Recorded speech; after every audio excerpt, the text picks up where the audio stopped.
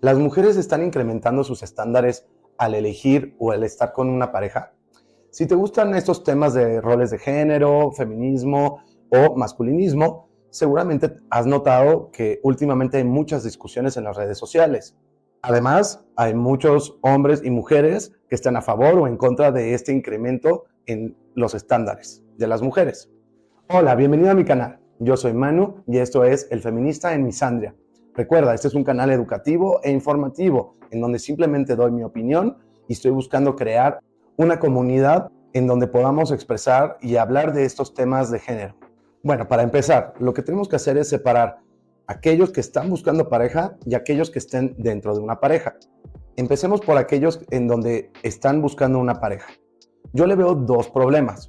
Uno es cuando meramente se está hablando de la parte económica, cuando hablan de estándares. Y el otro es cuando son estándares en general. ¿Cuál es el problema de solo ver a la pareja como un bien económico? Bueno, yo veo dos problemas.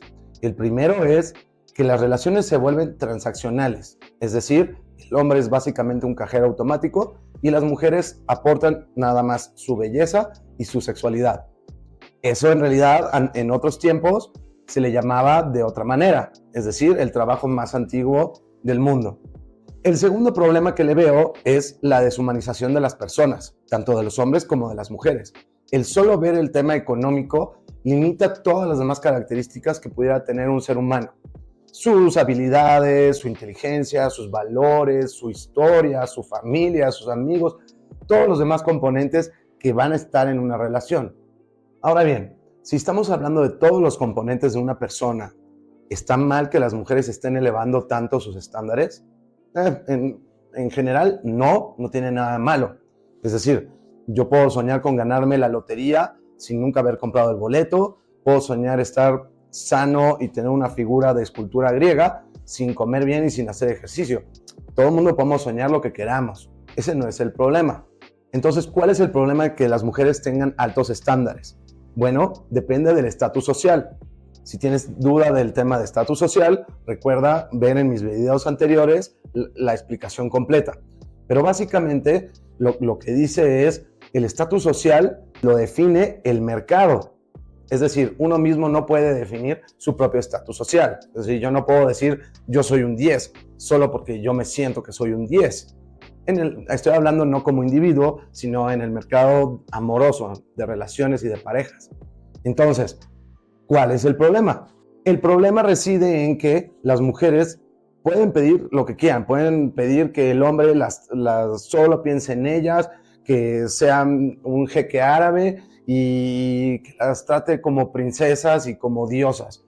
Pero si ellas en el mercado de relaciones no ofrece lo mismo o no ofrece su igual en cuanto a nivel jerárquico, pues va a ser muy difícil. Es decir, para que nos entendamos, si una mujer está pidiendo a un hombre alto, con buen cuerpo, que se dedique solo a ella y que sea millonario y que la saque de viaje, pues más te vale que tú seas una supermodelo, súper femenina y la más cariñosa del planeta y que apoyes y que le des todo lo que él quiera. De lo contrario, pues jamás va a pasar. En el mercado social, yo sé que tengo un valor y eso es más o menos lo que yo también puedo, lo que yo ofrezco es lo que más o menos lo que yo puedo buscar. O sea, uno puede pedir, yo quiero estar con una supermodelo que aparte sea CEO de una empresa y que todo el tiempo solo me esté pelando a mí o que solo me esté atendiendo a mí. Pero pues eso no es real. Entonces, solo para terminar este punto, ¿está mal que las mujeres tengan estándares altos? No, de ninguna manera. El problema es que siempre tenemos que agregar la segunda parte de eso. Las mujeres pueden demandar algo, pero ¿qué ofrecen? Tiene que haber un equilibrio entre las dos. Y recordemos, el estatus social no lo define uno mismo. No puede haber autopercepción. La autopercepción está bien, pero en tu casa no existe la autopercepción. Existe el estatus del mercado. Ahora bien, hablemos de aquellas personas que ya están en un matrimonio. Pero antes, déjame recordarte que ya salió mi nuevo libro, está en Amazon, se llama El hombre feminista en un mundo misándrico. En mi perfil vas a poder encontrar el link que te va a llevar directamente a la página de tu país. Para el caso de las parejas que ya están en una relación, juguemos un poquito a ser el abogado del diablo. Juguemos en las dos partes.